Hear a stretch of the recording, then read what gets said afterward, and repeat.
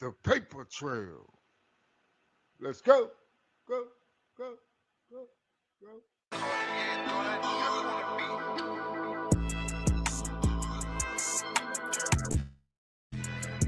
Yeah, yeah, yeah, yeah.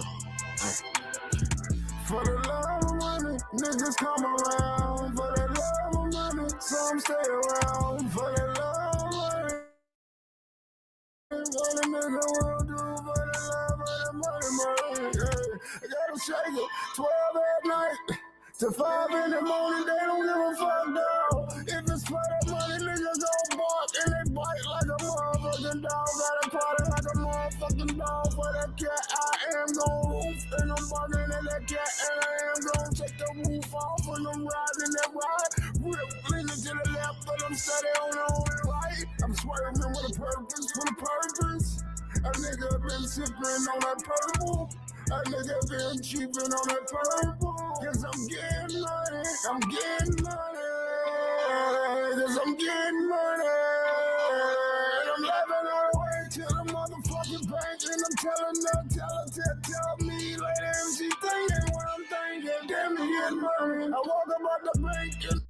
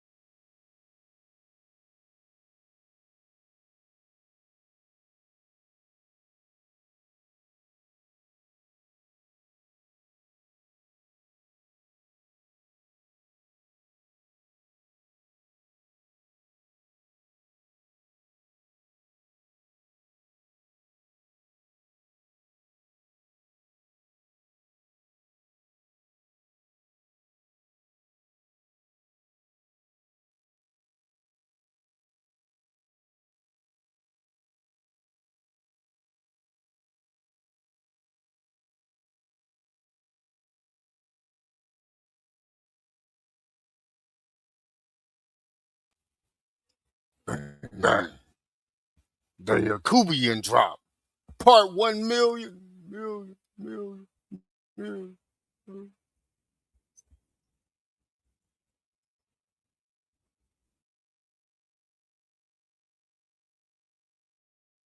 Now to reports that Russia has provided Iran with information that could aid in the strikes of American entities in the region.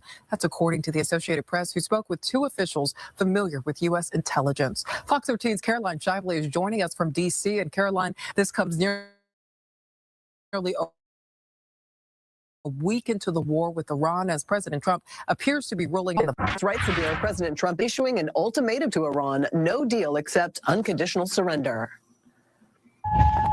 Iran launching a new wave of attacks on neighboring countries that are hosting American forces. It comes after U.S. and Israeli strikes hit Iranian targets, including a drone carrier and the late Ayatollah Khomeini's bunker. Sources tell Fox News he did not use the hideout. Officials continued to use the bunker because they thought that it was a fair and impenetrable place. On Friday, President Trump laid out his terms for the war on Truth Social, saying the only deal for Iran is surrender. The overall mission in this operation is to ensure that Iran can never again possess a nuclear weapon. This afternoon, he met with defense contractors at the White House to talk about quickly replenishing the country's weapon supply, though his administration says the meeting is not a direct response to the conflict, despite lawmaker concerns. I am concerned particularly about munitions and the consequences for our ability to defend our interests in the Western Pacific and in Europe. It comes as Fox News confirms that Russia is providing Iran with targeting information to attack U.S. forces in an effort to prolong the fighting and drain valuable American munitions. All that does is just increases the animus we have towards the Russians, meaning Vladimir Putin. The State Department says nearly 24,000 American citizens in the region have safely returned to the U.S. since the operation began. Sabira, back to you. Caroline, thank you. Meanwhile, experts say the conflict in the Middle East has impacted gas prices here in the U.S. Transport of oil from the region. U.S. crude is up more than 5%, topping $90 a barrel for the first time in nearly 2 years. As soon as this ends, those prices are going to drop, I believe, lower than even before. If Donald Trump doesn't want gas prices to go up, he should not have unilaterally started a war with Iran. The national average for a gallon of gas sitting at $3.30.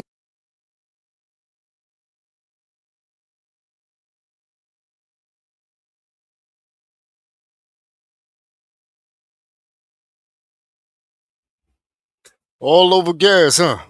Black gold, huh? Really? Really? I'm saying all you cats on the same squad.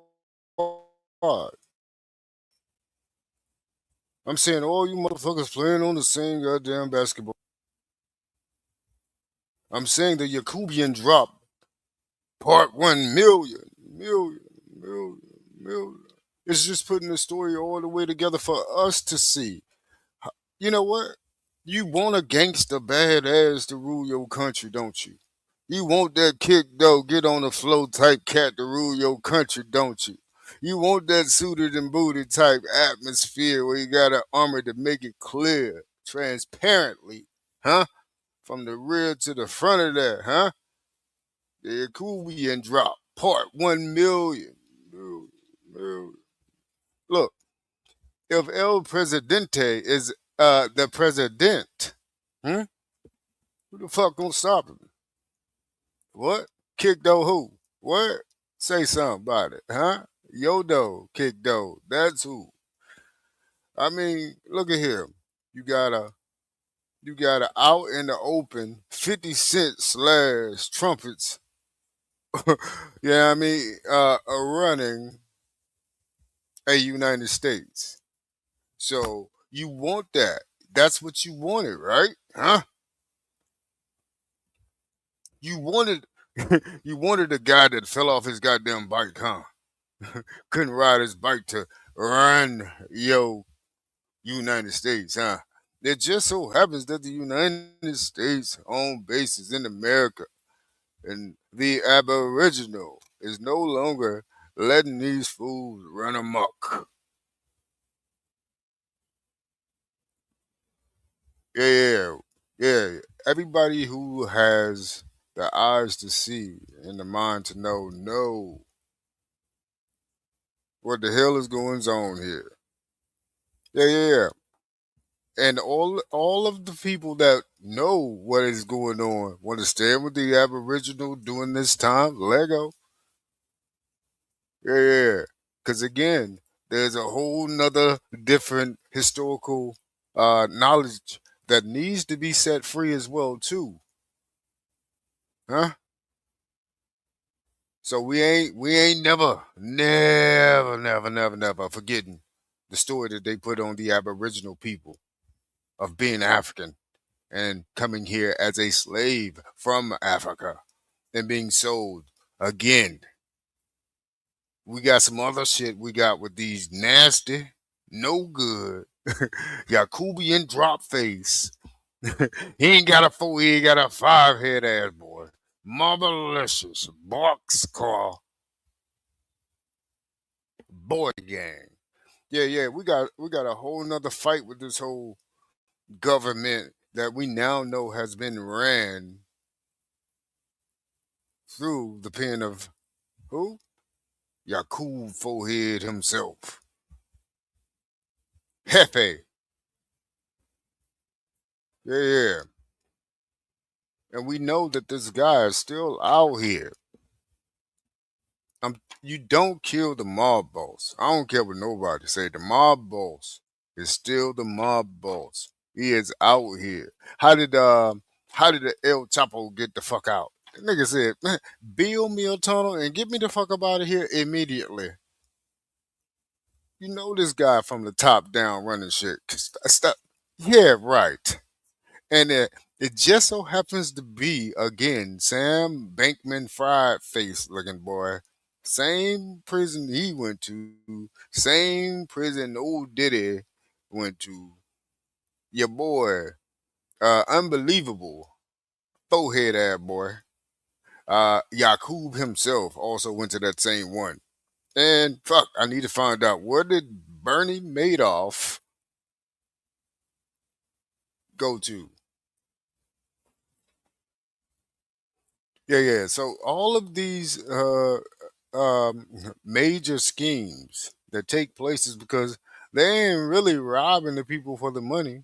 They making sure that hey, they just playing the game. They just making sure they have fun with life. These people are over the money. They robbing you just because. They ain't got shit else to do. It's a game to them. To us, you and me, this is real life. That's what's gonna make us for lifers. That's what's gonna make us tear down this eugenics umbrella that they have placed on the world since its inception. Yo, it is gonna take a teamwork here. It is gonna take a teamwork here. Cause internationally, shoot, I wanna be known. Shoot, I wanna be able to move goods all over.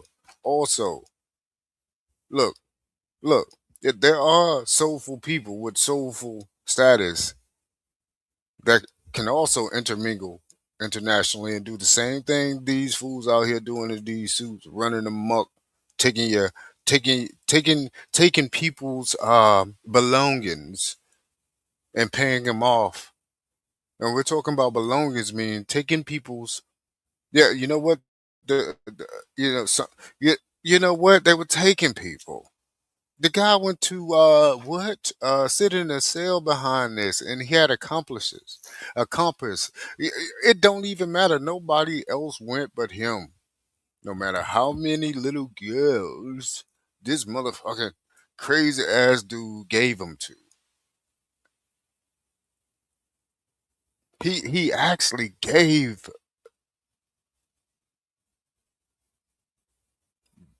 those belongings to other adults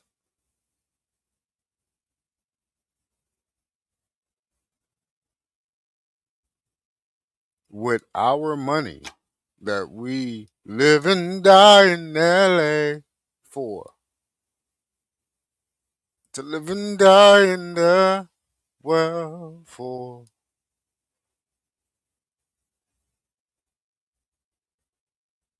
We go hard in the paint for that dollar bill though. The paper trail. Let's go. Let's go. For the love of money.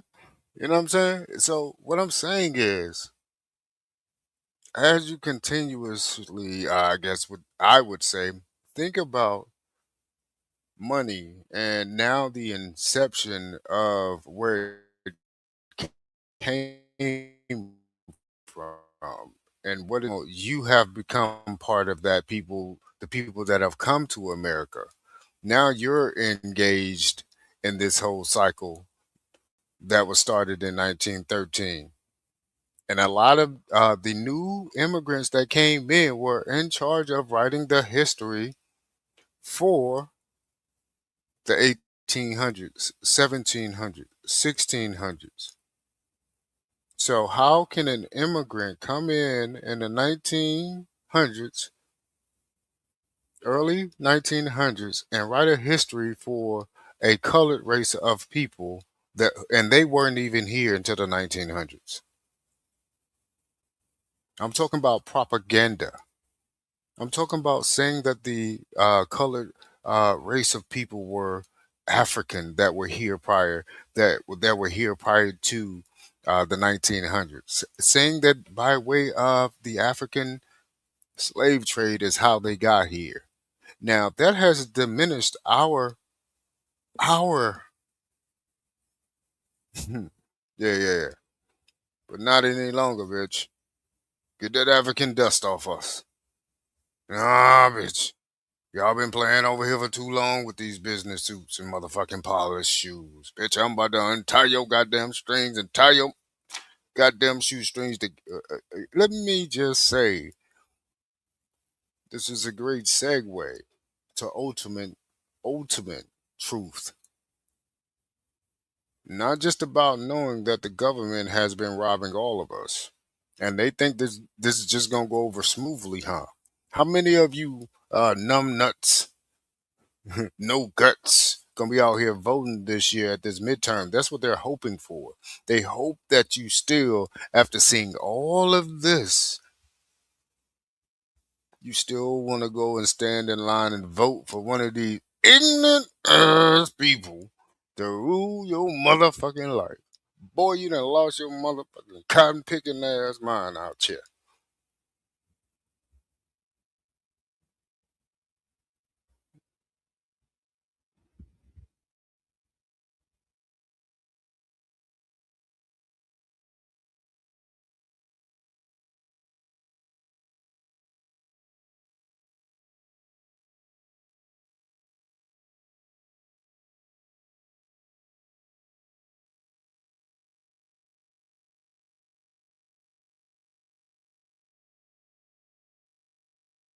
A day. That is how much the war in Iran is estimated to be costing the American taxpayers. That figure comes from analysts at the Center for Strategic and International Studies, and here is where the money is going. Air operations alone are estimated at about $30 million a day. Naval maneuvers add another $50 million on top of that daily, and ground operations, which are much smaller in comparison, are roughly $1.6 million a day. But the real costs come from the weapons. In the first 100 hours of the conflict, bombs, missiles, and artillery were expected to total around $1.5 billion.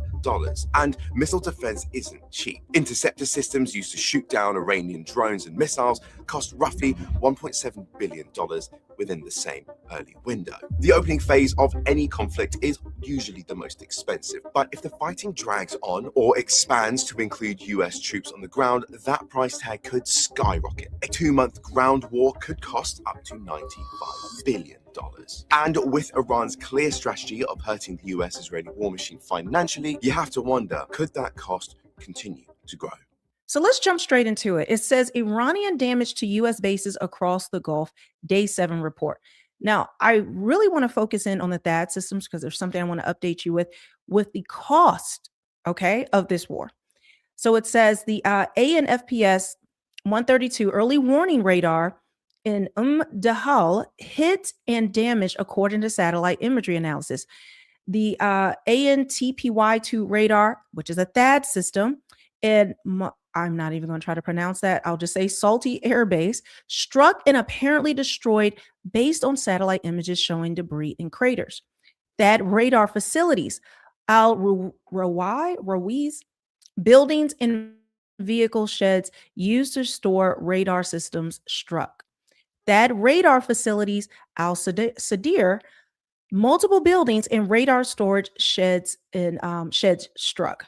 Satellite communication terminals and radomes, U.S. 5th Fleet headquarters damaged. Buildings and warehouses, 5th Fleet headquarters, multiple structures damaged or destroyed. Ali Al Salim Air Base, buildings and infrastructure hit. Camp Arifjan, facility damage reported. Alleged by Iran, but not independently confirmed. And these are just several other things, right? And they're just also claiming that large-scale U.S. equipment losses and hundreds of casualties claimed by Iranian sources. There are other sources now that are saying that the number of Americans that have died, of soldiers that have died, is in the hundreds. Someone said even over 1,000. That is not confirmed. So,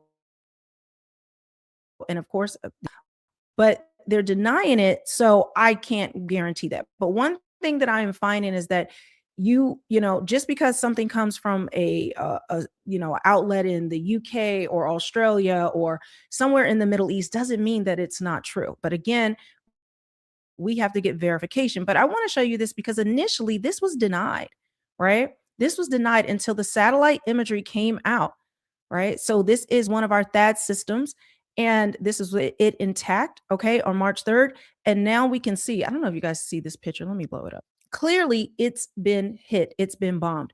And this is where I really want to talk about really quickly, because did you realize how expensive these things are? Take a look at this. So terminal high altitude area defense, that's that, those systems cost approximately $1 billion to $1.8 billion per battery.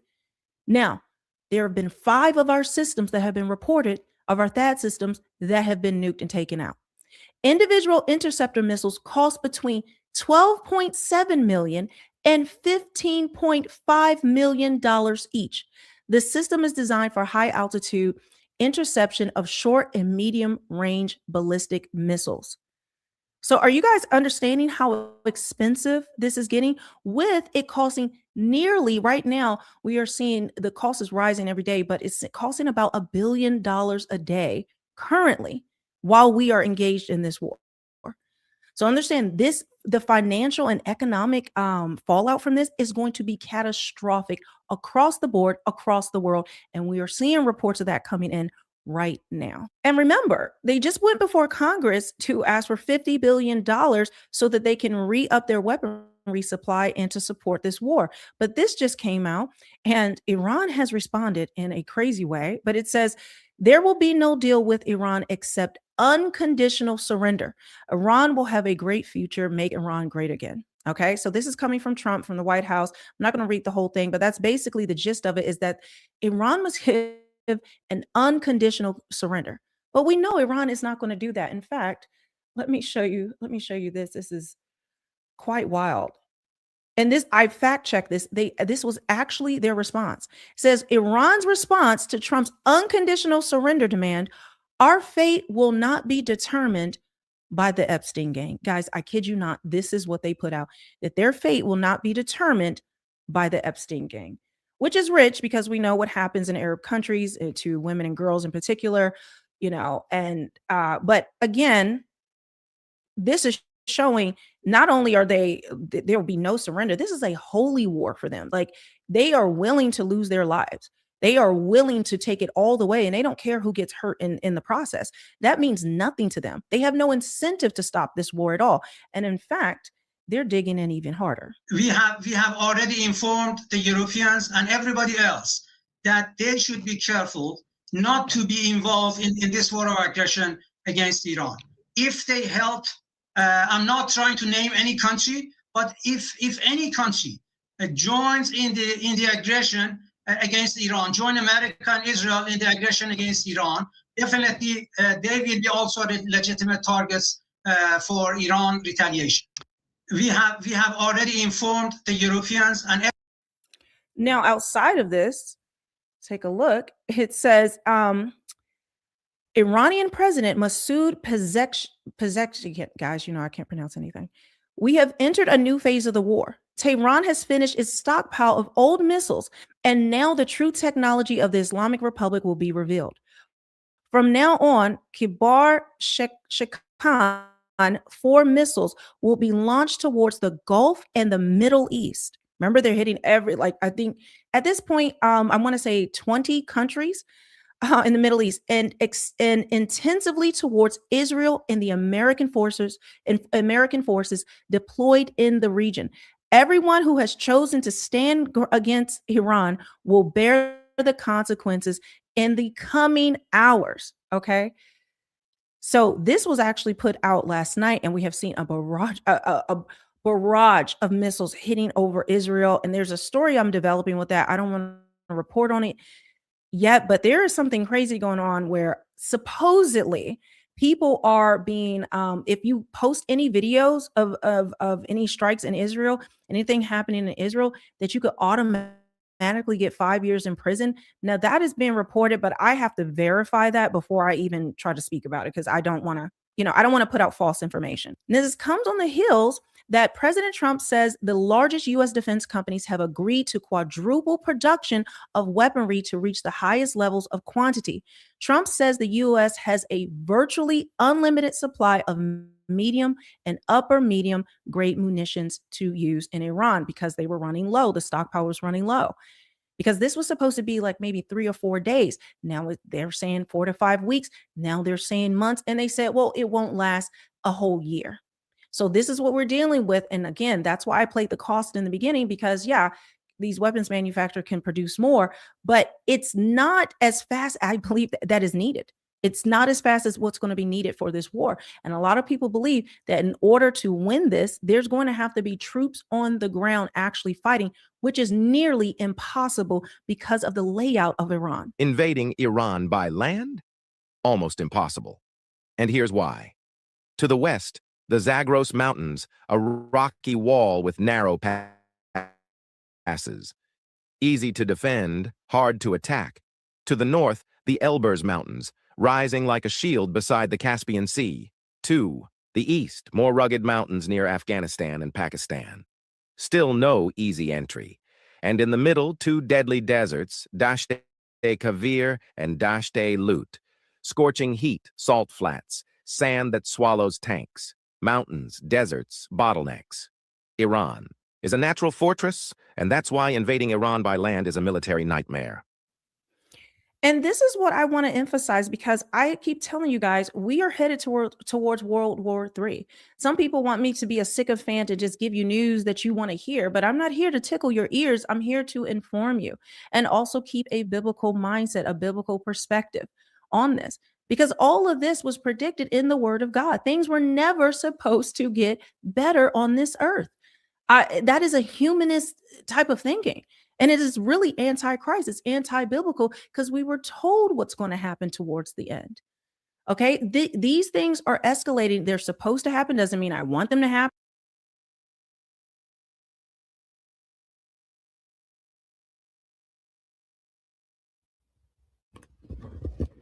So, the YACUBEAN dropped part 1 million. Got her all in her feelings. Now, I like the info she gives out, but hence again the backdrop of Jesus versus Allah situation. Why? You know, he said he coming in the last days. You better get yourself together. Do you know he coming in the last days? Every knee shall bow.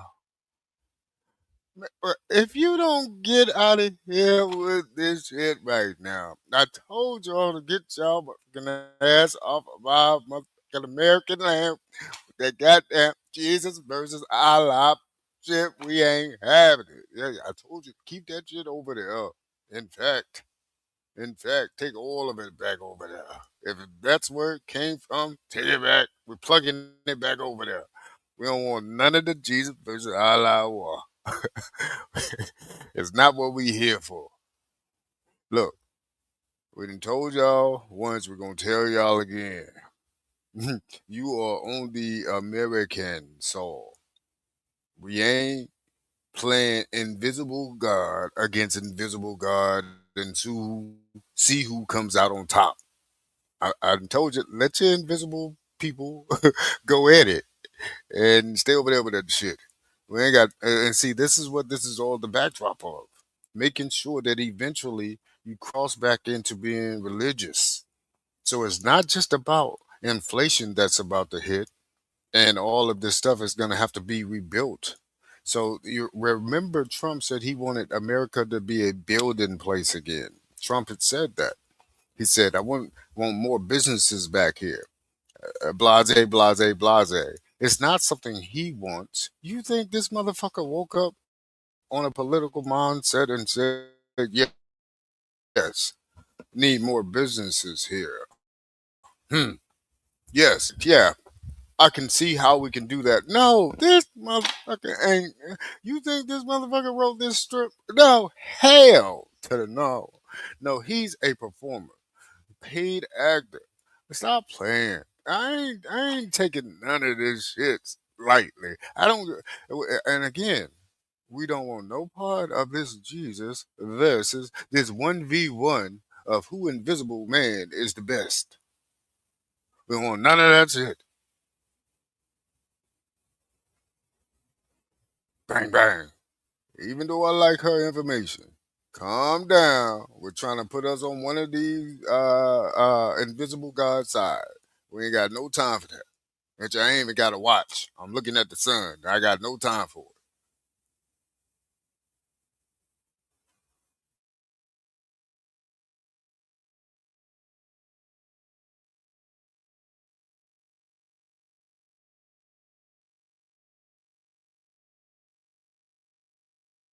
Happen, but this is the reality that we live in, and I'm finding that a lot of people don't want to live in reality.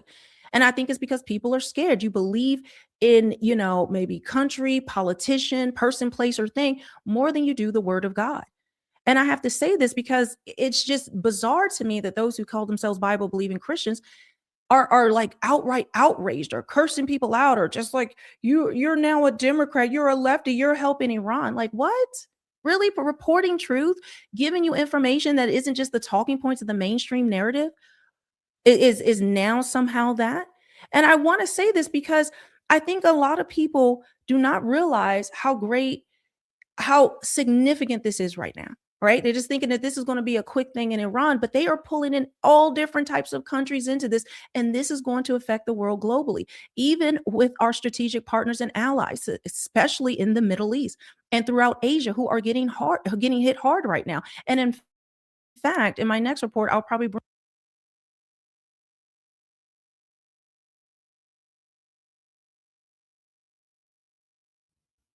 Look, nobody's getting hit hard in this stage play.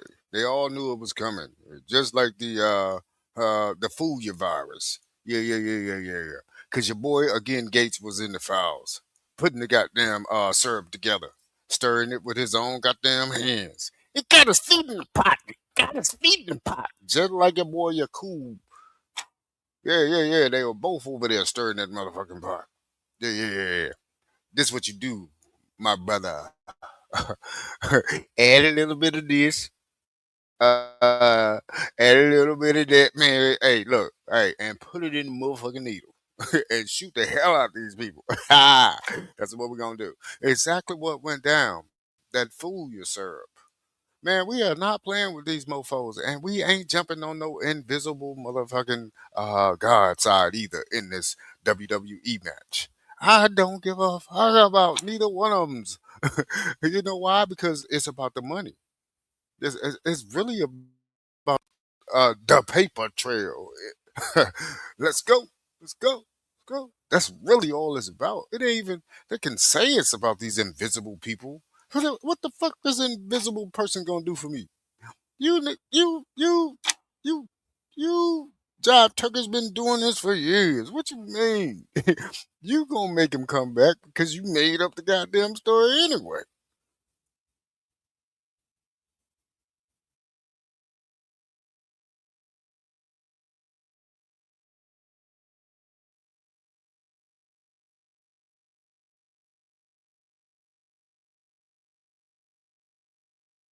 According to Harvard School of Public Health, cutting U.S.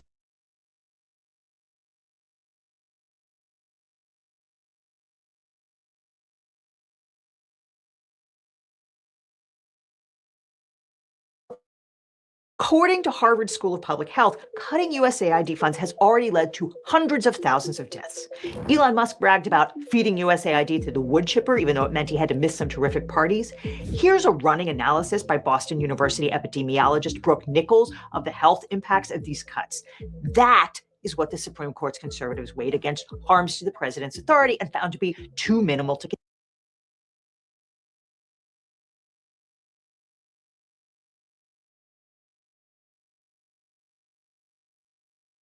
baby Dracula, Musk. Yeah. Your face as well. Marvelicious boxcar boy gang member. Hell yeah.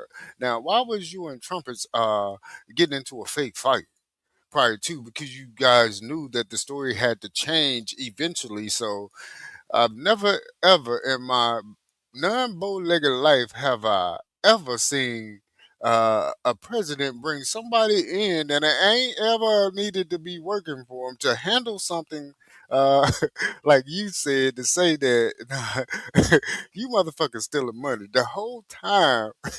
The whole time, all you motherfuckers stealing money. Point to you said, like, you motherfuckers been giving a lot of motherfuckers money. Matter of fact, we have to shut down a lot of you motherfuckers money that we've been giving y'all. Yeah, y'all been helping out the people, huh?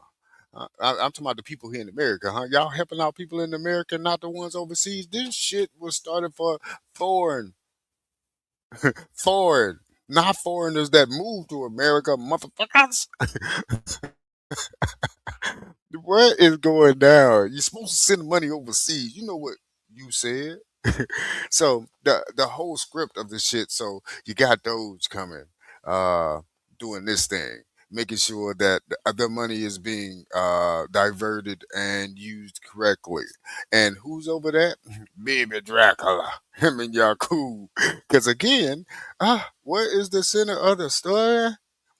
That baby Yakub, you seen the younger pictures of this guy? That boy look like baby Dracula. I don't give a fuck about these people. Just because he got money, you still look like baby Dracula. I don't give a fuck. Boy, you been out here taking control of the people and our resources as well. So you're part of the marvelous boxcar gang boys anyway. So not a care in the world. And where was your antennas when I needed that powder? Give me the powder. Give me, boy, I swear for chicken and gravy. Yeah. You know he was in on it. They needed scapegoats. They needed it. So yeah. I'm gonna need you to get over here, take care of this company, and that company. I'm gonna make you part of the what you want to do. Name it. Well, you want to be in the Air Force? Now I can't put you in the Air Force. You ain't got no training. Let's start your own Air Force. You want to shoot rockets? Yeah. We got some helium balloons for your dumb ass. You just play the part and don't say nothing if somebody asks you something. All right, let's keep it moving. We on to the next one on this. So you said was put on the blast for everybody to see with your boy Dracula, baby Dracula, not Dracula, baby Dracula. So and he got everything in order. What you said, started making sure the money went to the right spot before this WWE match went down because it's all part of the play. Don't forget that Trumpets hired baby Dracula to get the finance in order. Now that was a Yacubian move because ain't that the same way Yakub got into the game? He was supposed to be a financier. Why in the double HE hockey sticks would a baby Dracula be a financier to oversee Doge checking on everybody? Where did he get this background from to say, hey, I'm the best auditor? Sir, have you ever audited anything, sir? And you a fucking space captain, know how to shoot rockets, and you write down the mathematical calculation right now. Freestyle me a mathematical calculation of how you got that motherfucking rocket in the air, and you knew that it was gonna go there and come back. Show it to me. Don't tell me to turn around, bitch. I ain't no goddamn blindfold. Show me the mathematical calculation. Show me. Mm-hmm. I'll wait. Sucker.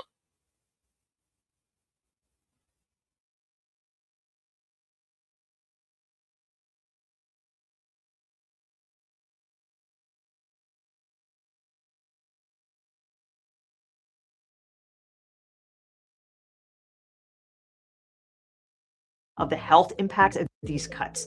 That is what this is too minimal to consider. And by the way, this hostility to USAID is straight out of Project 2025, which referred to the global aid agency as a permanent and immiserating feature of the global landscape. The chapter on USAID says that Biden deformed the agency by treating it as a global platform to pursue overseas a divisive political and cultural agenda that promotes abortion, climate extremism, gender radicalism, and interventions against perceived systemic racism. The solution for this, according to Project 2025, was to support the reasonable management of oil and gas reserves as the quickest way to end wrenching poverty and the need for open-ended foreign aid. Or they could shut down the whole thing entirely, which is what ended up happening.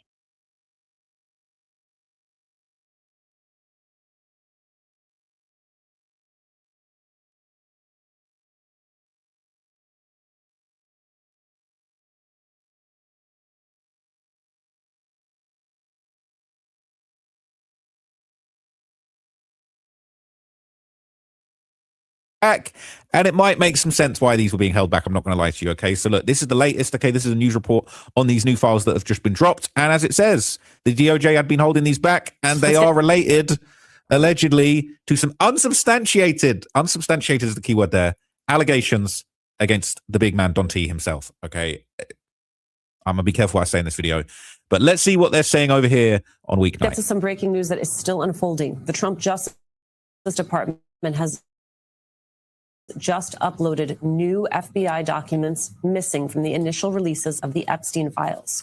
Right now, MS Now is pouring through these new files. We are Take Court on air. Here is what we can tell you right now. 3 of these documents are FBI 302 memos, notes that FBI agents used to summarize witness interviews. These notes contain unsubstantiated sexual assault allegations against Donald Trump. Specifically, they detail an unsubstantiated account of a woman who accused Donald Trump and Jeffrey Epstein of sexually assaulting her decades earlier when she was just a teenager.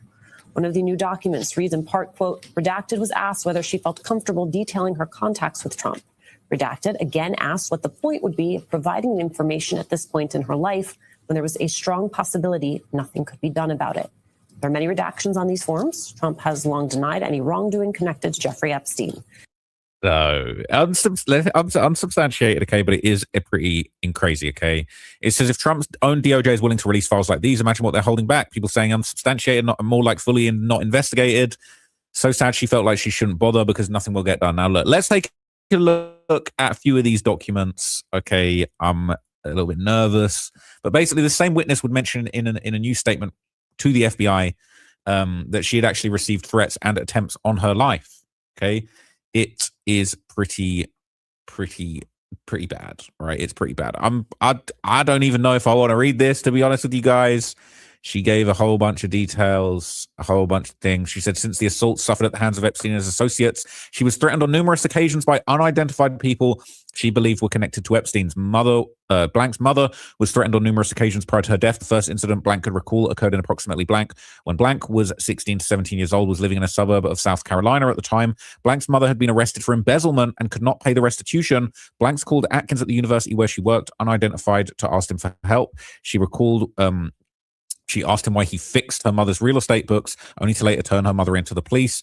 Atkins then responded to Blank by stating words to the effect that he did not give a shit. If you will end up in the gutter, don't ever contact me again. Your mother knows what will happen. So for everybody saying that these Epstein, there was no blackmail, it sounds like victims were being blackmailed and having their lives ruined. So Blank recalled receiving threatening phone calls primarily that begun to occur after Blank gave birth to her daughter in Blank. Several calls listed as no ID on her caller ID system were made to Blank's telephone. The voicemail content primarily included only noises. However, during one call, a man unidentified stated, F you better keep your mouth closed. The man subsequently hung up. Blank was threatened, sometimes every 2 years, then at random times. Blank never recognized the voices during the telephone calls, but she was certain the callers were not Epstein, Atkins, or Trump. The callers did not have very heavy New York accents. She clarified that Epstein did not have a very heavy New York accent in general. However, he said certain words with an accent.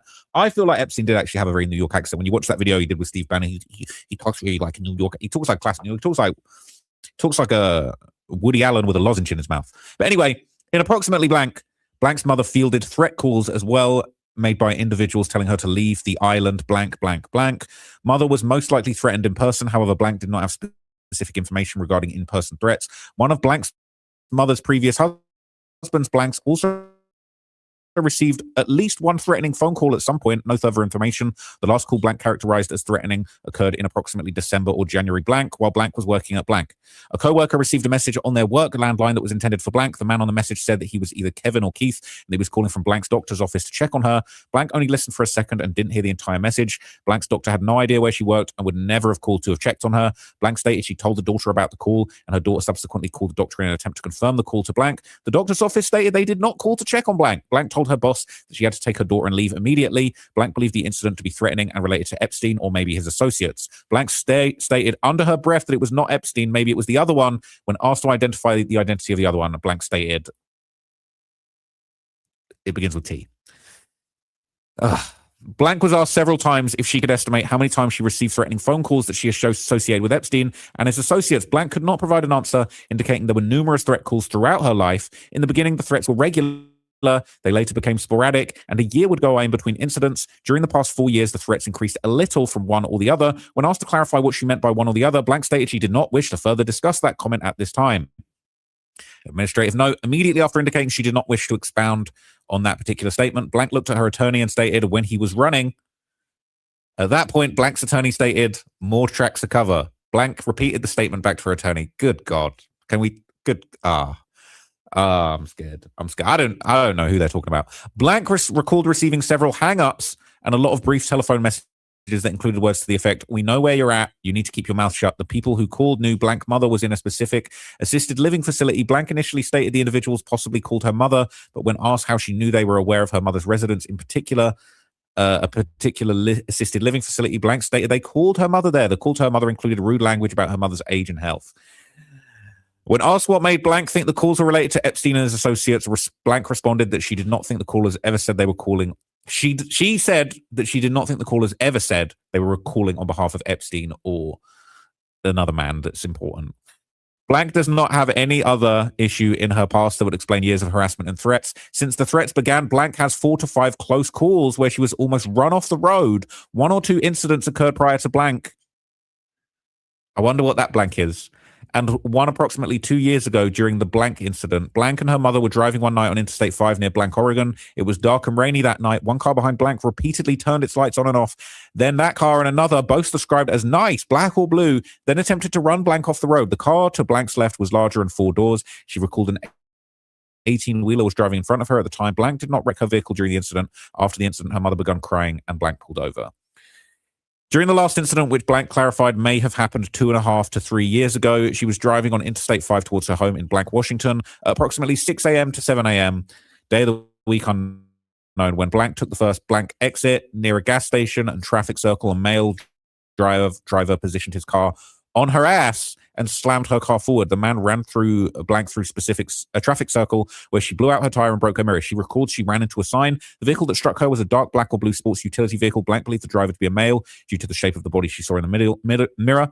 She stated the man was maybe white. After Blank wrecked, she called a friend who lived nearby and told him she had no idea what happened. Blank didn't call the police, and to her knowledge, no police responded to the hit and run. Employees identified from the Chevron or Shell gas station nearby, first gas station on left exit, witnessed the incident and asked her on a later date what happened to her car. No further details were provided.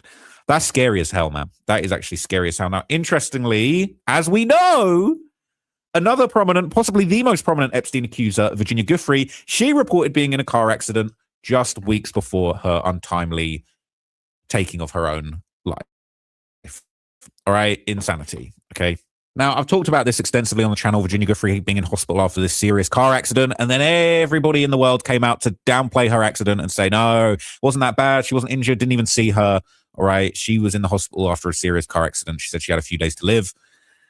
Very suspicious. So they're using car accidents to take out the accusers in these cases. It's very, very interesting, okay? She said she wasn't ready to go. The ambulance services told BBC they had no records of an accident happening. They reported a minor crash. I'm really suspicious of all of this stuff, okay?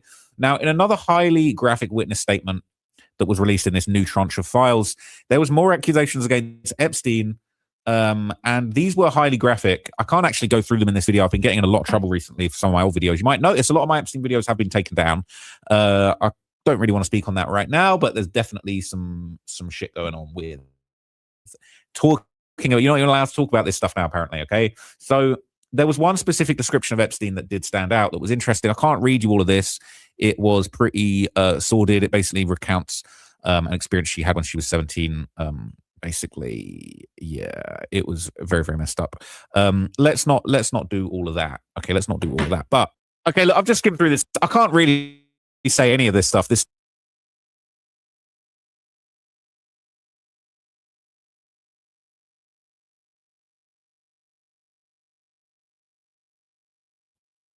So you can't talk about criminality. Huh? Huh? So talking about Yakub, talking about YACUBEAN drops, it's criminality now, huh? So it's almost like saying you can't say anything about Israel now, huh? If you don't believe in their God, then you're condemned. What is going on here? So Yakub is being protected by like anti whatever the fuck it's called. I don't even give a fuck.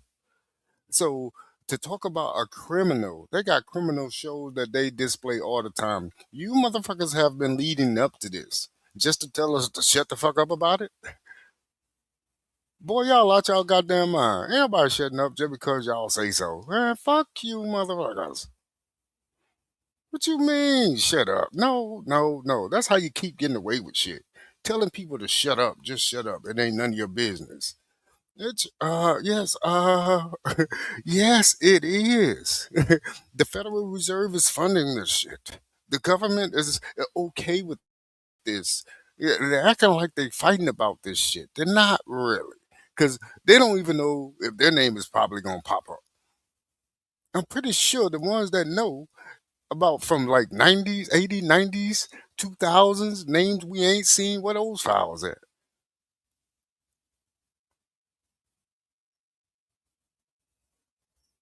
Yeah, yeah. Shut up, who?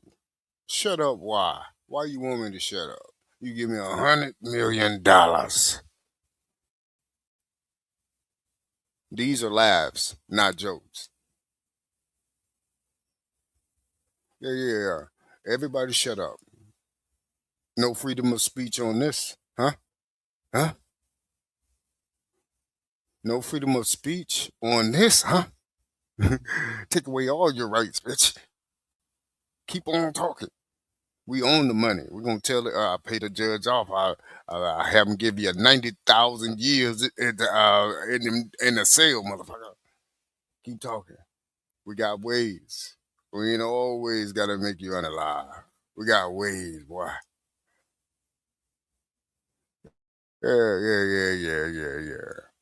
Keep us scared and fear.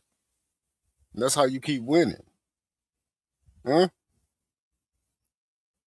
Well, bitch, I'm kicking both of them pills out your hand. I don't want the red or blue one. I don't know what you put in them, bitch. I know they both.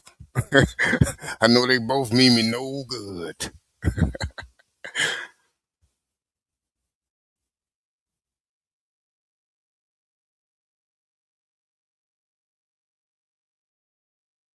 stuff is actually so twisted and so messed up. There are kind of, talks of hidden cameras being their laptops. She basically felt awful every time she left Epstein's residence. There was rumored there were people watching him from a house across the street. She became pregnant 2 years before she was legally allowed to, let's say. There basically was all these reports. One of the craziest things that ends up, she says, she mentioned during one of her visits to Epstein's residence, she spoke to Michael Jackson over the telephone. It's insane. All right. Now, look, this document was actually so twisted. I can't actually read it to you here. I'm going to try and find a way of being able to still report to you guys what's going on, but like I've been getting a lot of trouble over the stuff that I've been putting out there. Another witness would basically detail what Epstein was allegedly interested in doing in the bedroom. Now, I don't know if I can tell you this either, but there is another document here. Now, this was interesting because this apparently said on one occasion, someone asked Epstein why he does those things to them, and Epstein said that he had actually been M-worded as a child by a boy in his family and possibly his aunt. And he would basically mention this abuse that he had been through. And apparently that was why he was doing this to people. It said he was sharing it. It made the girl feel like she actually had some of the power in the situation. She recalled thinking, wow, this is the same asshole who is horrible. And he had two sides to his personality. But she basically said that was her trying to...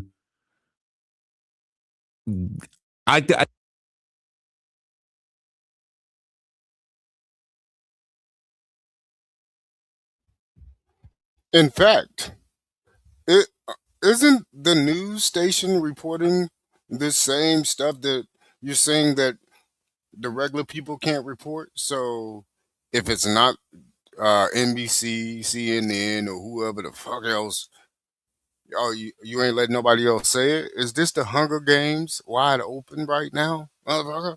That shit ain't gonna work here in America. It ain't gonna work.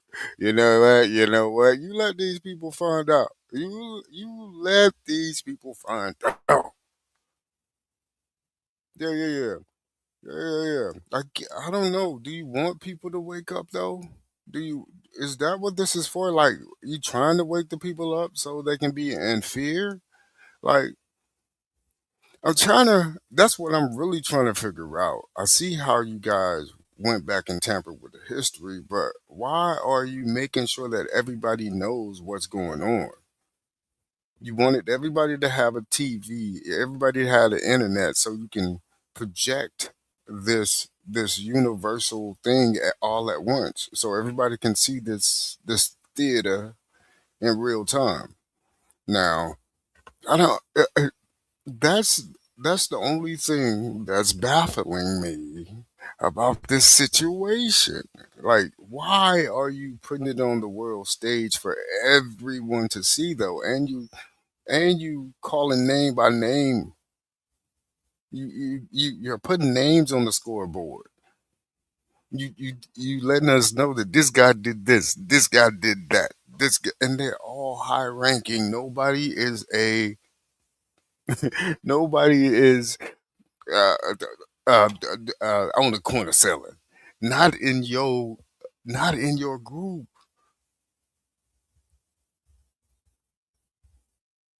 Everybody got on business suits and polished shoes, and they shot callers. They make laws. They got people that can make laws and make very, very, very detrimental decisions behind someone's life. Like whether you get no years or 100, whether you get proven guilty or not, how much money is going to be taken out of your check? like, like, like just how income tax wasn't something that was taken out automatically out of your check by your job until recently. Like all of this was done recently within our recently time, my mom's recent time, her mom's recent time. This is all recent.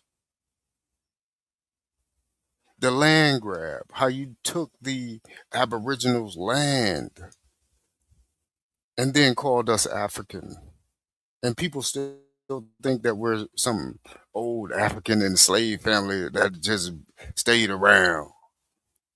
You know what? This Yacubian drop though should prove that point that everything has been tampered with since the inception of 1913 happened with the Federal Reserve. A lot changed, including time under your boy, Freddy Krueger face, Wilson. Yeah, yeah, yeah, yeah, yeah, yeah. Freddy Krueger face Wilson. Yeah, yeah, that guy. He had something to do with the changing of time also. You can't delegate how the sun moves. You can only keep track of it. And if you can change what was the old track to your track, then you just rewrote history and changed up time. So this is never a little picture. This is always a bigger picture. Always a bigger picture.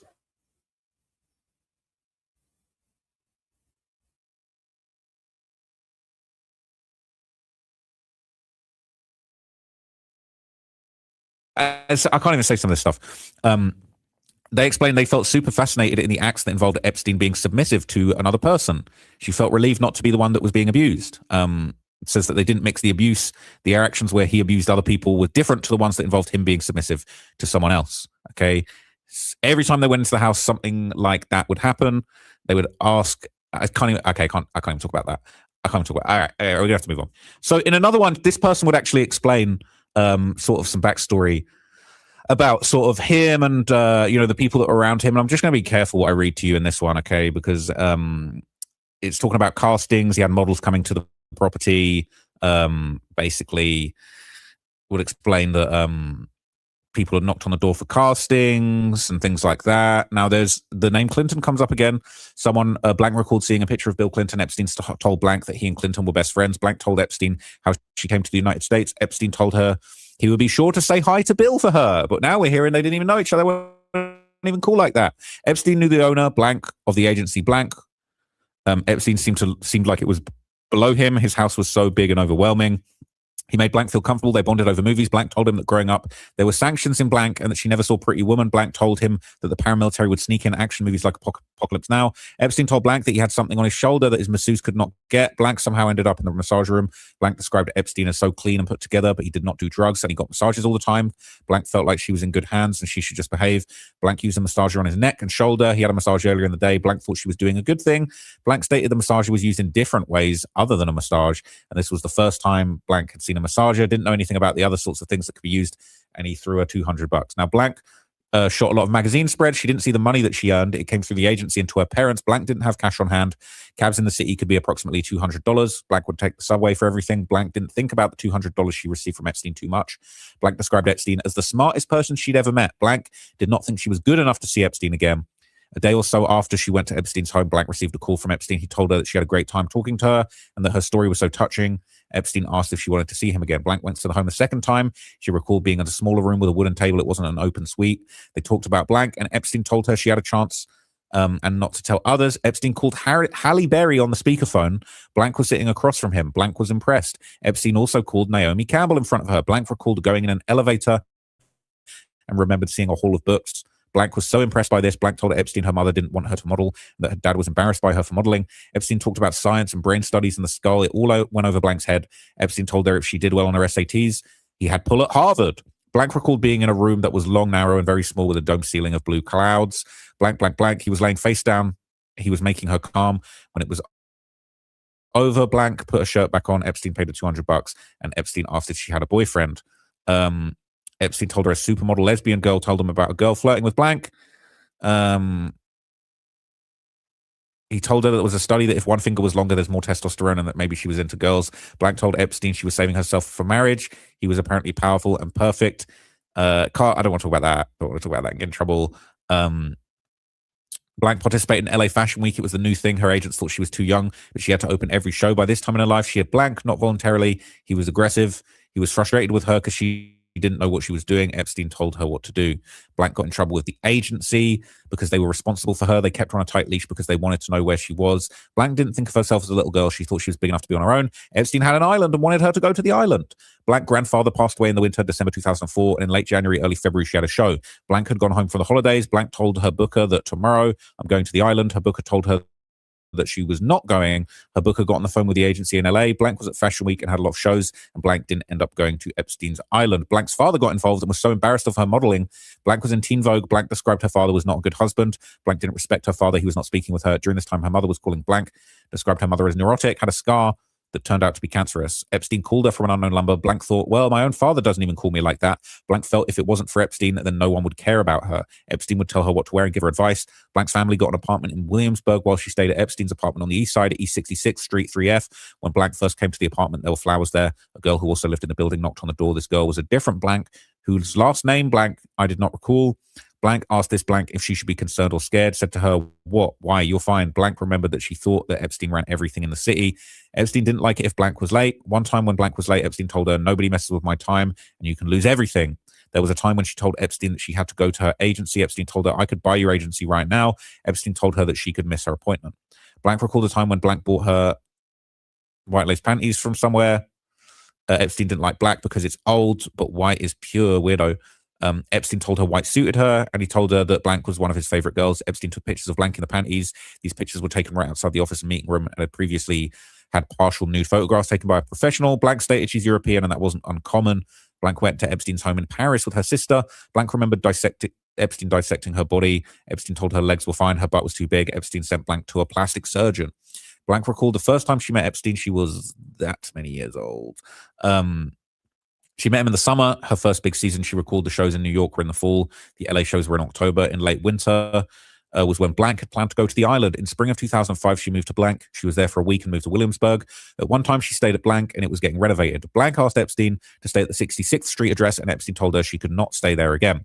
Before Blank went to LA, she saw Epstein approximately 4 or 5 times, of which 2 or 3 of those times she was abused by him. From the new year to the time she stayed at the street address, she saw Epstein approximately 5 to 6 times. Epstein forced her Blank. Blank recalled this happened in the hallway where Epstein sat on a cushion square, and I'm not going to read you what that was, but that was pretty bad. It said from approximately the spring of 2000. The scroll be killing me, man. From approximately the spring of 2005 to November 2000. Spring to November, they saw Epstein 5 times. In the summer of 2005, Blank went with her sister who was studying French to Paris. They stayed at Epstein's Paris residence one night. Blank described an older black man who was the butler living there at the time. Blank described that an entire wall was framed with what looked like Girls Gone Wild. The pictures looked like girls on spring break, and Blank recalled a raunchy picture of a new girl. Blank's sister was creeped out. They only stayed one night before heading to Blank. Wired Blank money to Paris via Western Union. Epstein wanted Blank to come to his island, but she had told him that she was going to Blank and invited him to come in a boat. Epstein told Blank that he gets seasick. Blank never went to Epstein's island. Blank talked about a time when she had a friend living in the city and wanted to see her. Blank had been doing some big shows in New York and was tired. Blank told Epstein that she was tired and she wanted to flake. Epstein yelled at her, saying, "How dare you think you can mess with my time? Do you know who I am? I own everything in the city. I could make you disappear." Blank thought that anything could happen. Blank called Blank right away to make appointment, and Blank agreed. If Blank cancelled with Epstein, he threatened her. All of her meetings with Epstein were to give her a massage, and she was paid.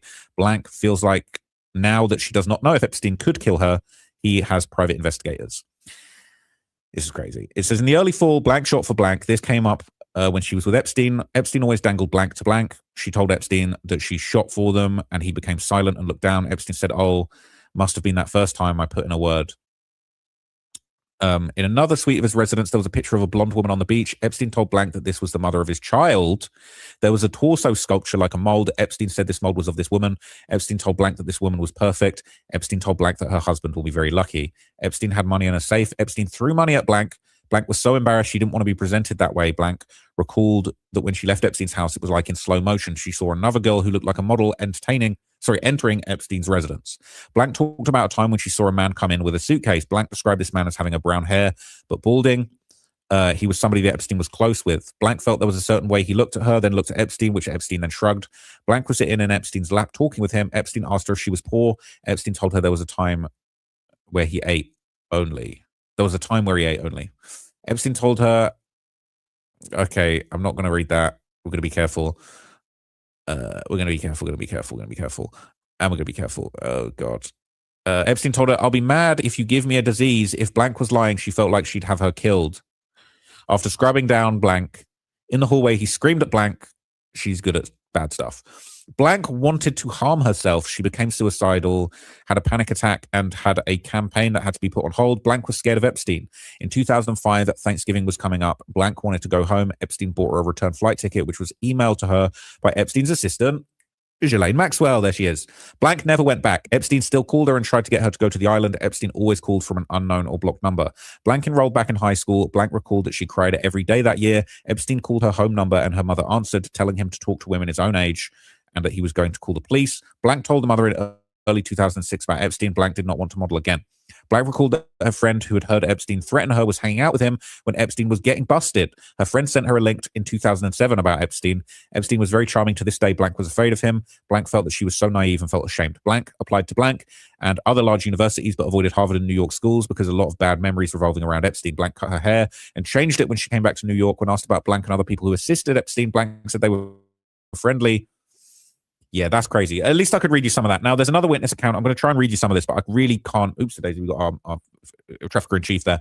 I've just got to be careful about what I say. Look, I'll just be real with you. You guys can go and do a little bit of deeper digging in your own time, but I just can't have any more accounts of specific certain types of scenarios. But another witness account, it didn't allege any crimes. It did provide more insight into some of the people that Epstein surrounded himself with and the events leading up to his arrest.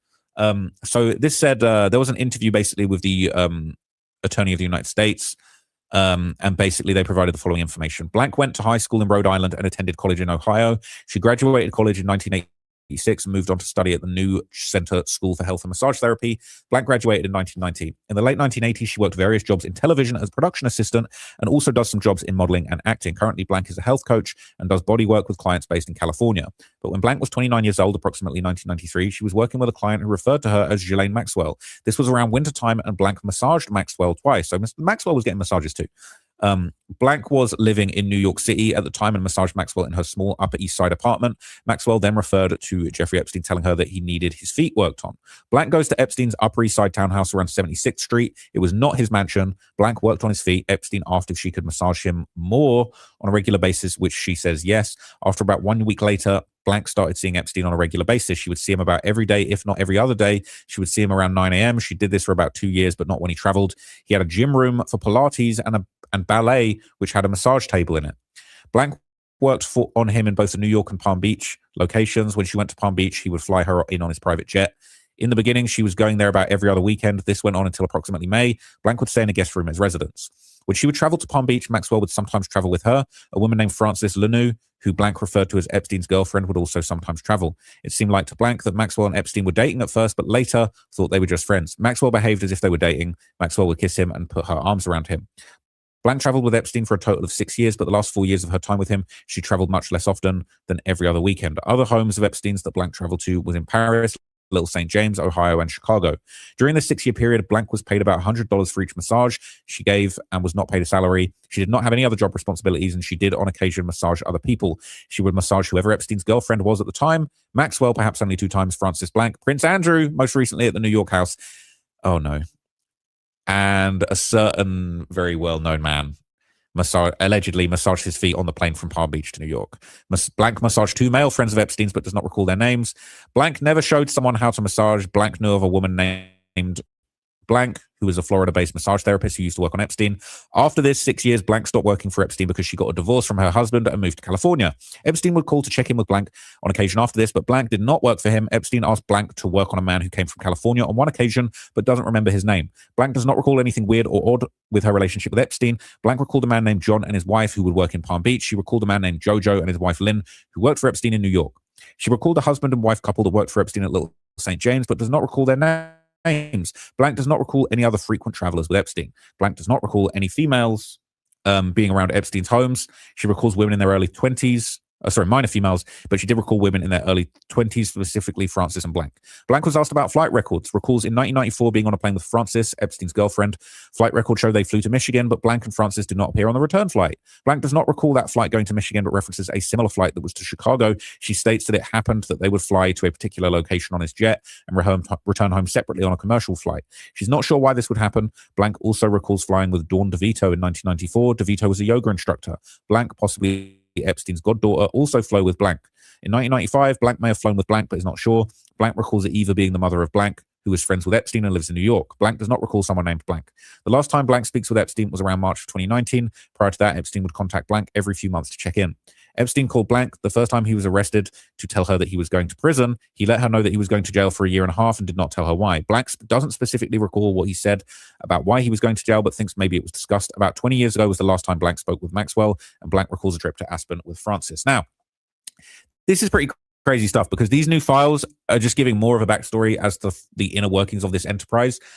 As you can tell, there are certain aspects of this I don't want to talk about just for my own protection, just to not get in any trouble.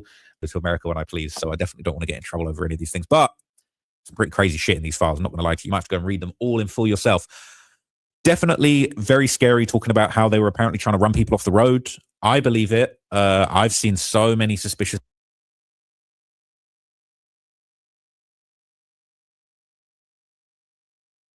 The Epstein Files Part 2. This year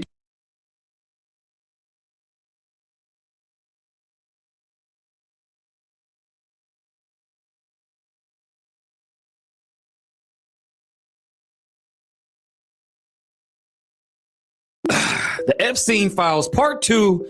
This shit gets crazy, so let's get into it. Now let's jump to the Donald Trump part where the documents say this 13 or 14-year-old girl was allegedly assaulted, was forced to give oral to Donald Trump and bit him. Then she was assaulted by Jeffrey Epstein. Now keep in mind that they released this document, then they deleted it. Weird. It's also important to note that this was on the document as well. The complainant was spoken to and was deemed not credible. Additional research shows 3 separate incidences involving police, which requested in mandatory psychiatric evaluations.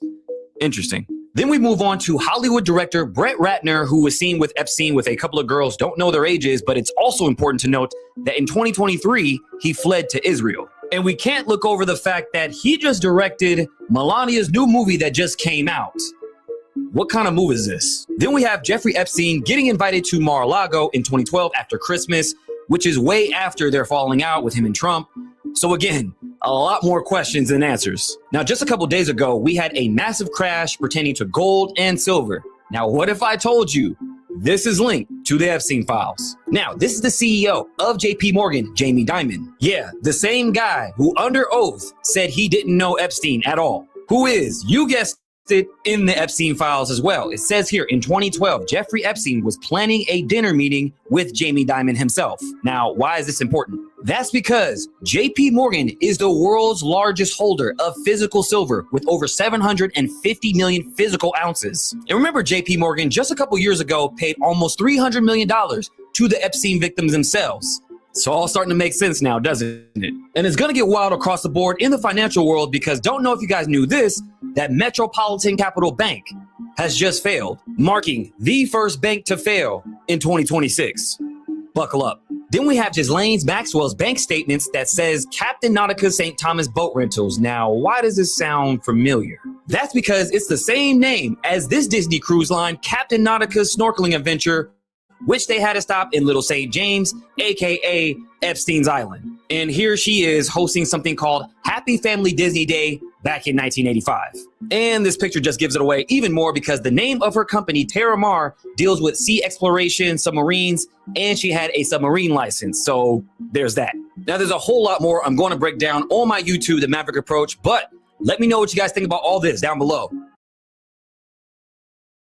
If we took all of the gold that has ever been mined in all of human history, put it all in one place in a giant cube,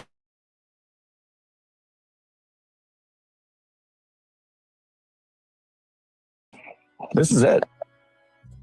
I mean, it's pretty big, but I kind of thought it was going to be a lot bigger. So what's all this gold even used for? Well, 45.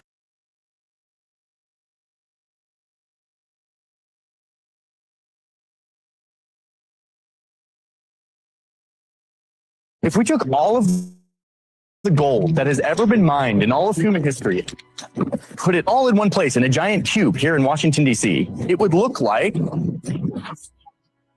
this. Oh, this is it. I mean, it's pretty big, but I kind of thought it was going to be a lot bigger. So what's all this gold even used for? Well, 45% of it is used for like decoration and jewelry. You got necklaces, you got earrings, you've got this giant Buddha that's just solid gold.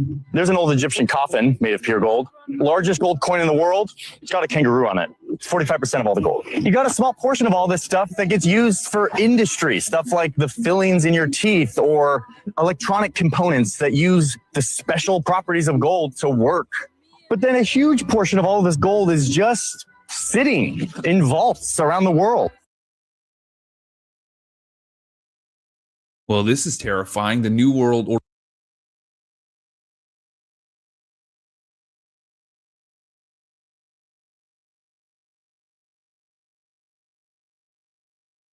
Order filmed in 93. Y'all like the video? Check this out. Your family, your child, your mother. There isn't anything that you have or ever hope to have that they're not planning on taking away. I'm talking about the oligarchy of evil that controls this country. The American dream is over. The American nightmare is here. The big picture, they want it all. Lord. They want to enslave your child, your wife, your mother. There isn't anything that you ever had. There isn't anything that you own. There isn't any right that you possess that they're not planning on taking away. Sheeple. Your sheeple. And your children are going to be slaughtered if you go along with the program. It's time to wake the town and tell the sheeple. We are being led like sheep to the slaughter. What is the purpose? A new world order. The United States of America is controlled by this evil archy. They control the money system. They control the State Department. They control the presidency. On the backside of the dollar bill, you'll find the Illuminati pyramid. Annuit Septus.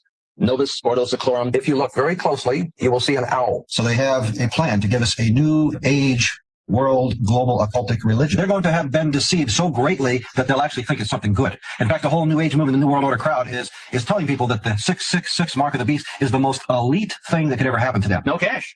It's ready to go. Disease could be created. In essence, this is what he was saying. We have new strains of virtually everything that's drug resistant or drug. I'm not worried about the old diseases. I'm worried about the ones that they create to bring down the population of the world. They simply want to exterminate them, but that they consider them to be useless eaters. Words are very important to the Illuminati. These things are manufactured purposely for a purpose. And so I'm saying that there is something organized and directed, and it's here in this country. Future shocker biochip. And this is what Anthony showed you earlier, a biochip. That's an injectable computer chip, an economic mark in the back of our right hands or in our foreheads. Dear Lord.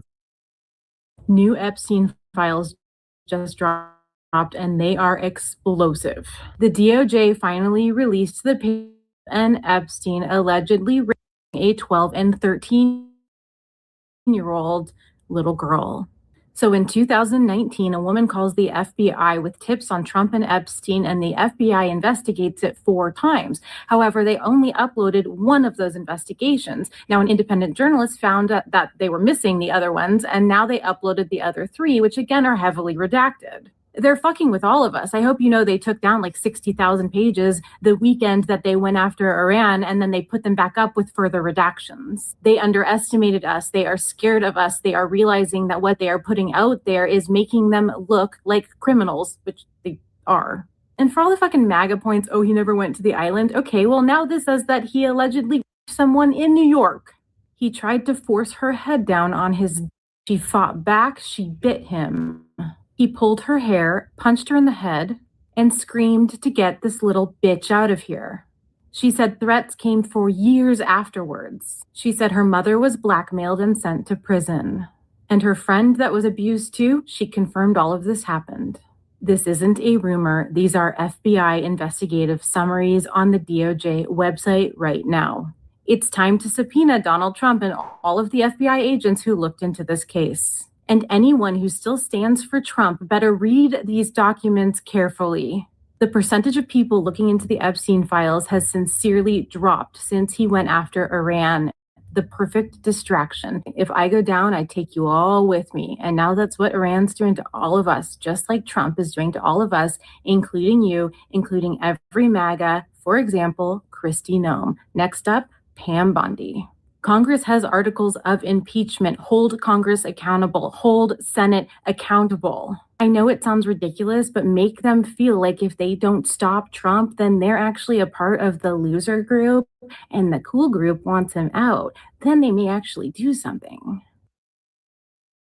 The war in Iran is making Russia rich again. As fighting around Iran disrupts Gulf energy flows, buyers are moving back toward Russian oil and gas. The Kremlin says demand for Russian energy has surged, and in India, Russian Urals crude is now selling at a premium to Brent for the first time since the Ukraine war began. That is a major reversal. For years, Russia has had to sell its oil under sanctions at a massive discount. Now the Iranian war is tightening supply so much that Russian barrels suddenly look harder to avoid and far more valuable. In other words, the longer this war disrupts Gulf energy, the more Moscow gets rewarded.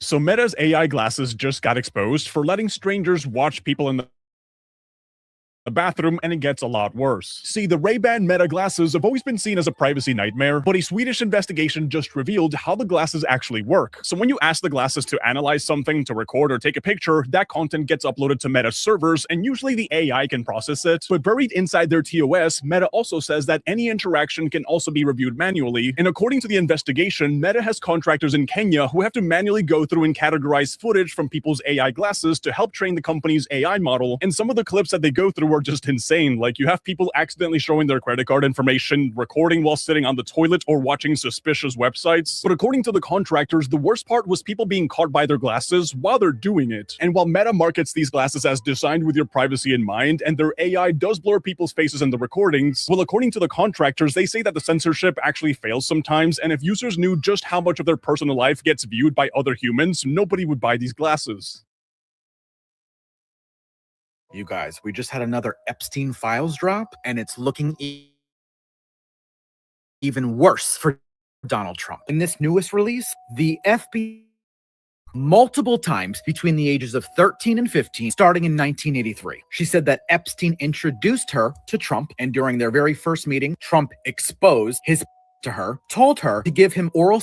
Apparently, she bit his and he punched her in the head, called her a bitch, and kicked her out. After 4 different FBI interviews, they found her to be credible. Now, you know Uncle Jay's going to be digging in way further, but I just want to say this. Some of you are not going to believe her. Some of you are not going to believe Katie Johnson, who accused Donald Trump of her when she was 13 years old, and she was even taking him to court for it before all the death threats came. Some of you won't believe Sasha Riley, who claims when he was 12 years old, Donald Trump him on a farm with his other pedophilic friends. Some of you will never believe the nearly 70 women who have created their own sorority because no one believes them, nothing's being done, and they all claim that they were assaulted by him as well, and they have meetings and support each other. You don't have to believe E. Jean Carroll, but 2 different juries did, 2 different ones. But eventually, you're gonna have to think. The main character looks exactly like Jeffrey Epstein. You know the movie, have you ever seen Black Phone? It's exactly like Jeffrey Epstein. It's about a villain named the Grabber who takes children, does, you know what I mean, and them after. So it's like, yo, that's another one of the— It looks like his face. Now that you say it, it looks exactly like his face. No, yo, look at this. It's exactly Jeffrey Epstein. You know what it looks like too? The mask on the dentist's wall. Remember they said, I don't know if I was talking to Jeffrey Epstein, he was in another mask. What if it's just him? My God. What if it's just no, it's a metaphor. Yeah. Because it's called the Black Phone. What did Jeffrey Epstein have? The Black Book. Because the Black Book is all the phone numbers of the people that went and the contact information. So it's the Black Phone, the Black Book.